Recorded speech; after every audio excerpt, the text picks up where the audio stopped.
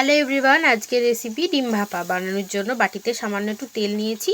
এরপরে অ্যাড করে দিচ্ছি পেঁয়াজ কুচি, টমেটো কুচি, লঙ্কা কুচি সব কিছু দিয়ে স্বাদ মতো নুন, হলুদ গুঁড়ো, লঙ্কার গুঁড়ো, চাট মশলা, একটু ভাজা মশলা, জিরে ধনে লঙ্কার গুঁড়ো সব রকম একটা ভাজা মশলা দিয়ে এটাকে ভালো করে একটু মিক্সড করে নিচ্ছি। তারপরে দিয়ে দিচ্ছি কিছুটা ডিম। আমি এখানে 8খানা ডিম ব্যবহার করেছি, তোমরা চাইলে আরও ব্যবহার করতে পারো, অসুবিধা নেই।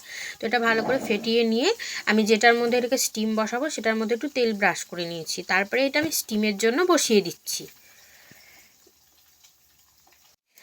তো এরপরে চাপাটা খুলে দেখে নেব স্টিম হয়েছে কি না। তো এই যে দেখো প্রায় হয়ে গেছে, কেন আমি এটা পিস করব না, আমি আগে এটা পুরো সমেত তেলে দেখো ভেজে নিয়েছি। তো এরপর আমি পিস পিস করে কেটে নিচ্ছি। তো তোমাদেরকে একটা কেটে দেখাচ্ছি কত সুন্দর হয়েছে স্টিম করাটা, এই যে একদম। তো এরপরে কড়াইয়ে কিছুটা তেল দিয়ে জিরে আর তেজপাতাটা দিয়ে আদা রসুন কাঁচা লঙ্কা পেঁয়াজ যে পেস্টটা করেছিলাম সেটা অ্যাড করে দিলাম। তারপরে দিয়ে দিচ্ছি লঙ্কার গুঁড়ো, ধনে গুঁড়ো, জিরে গুঁড়ো, স্বাদ মতো নুন, সব কিছু দিয়ে খুব ভালো করে নাড়াচাড়া করে যখন তেলটা ছেড়ে আসবে তখন কিছুটা টমেটো কুচি অ্যাড করে দিলাম। তারপরে দিয়ে দিচ্ছি একটু গরম জল। তো গরম জলটা দিয়ে যখন খুব ভালোভাবে এটা ফুটে যাবে তখন আমি ওগুলো অ্যাড করে দেবো।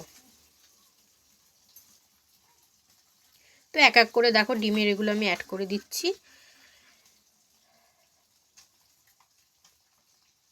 তোমরা কিন্তু বাড়িতে অবশ্যই ট্রাই করবে, খুবই সুন্দর হয় খেতে। তো এরপরে কিছুটা ধনেপাতা ছড়িয়ে নামিয়ে নিচ্ছি। তো ভালো লাগলে একটা লাইক করো, আর তোমরা কিন্তু বাড়িতে ট্রাই করো।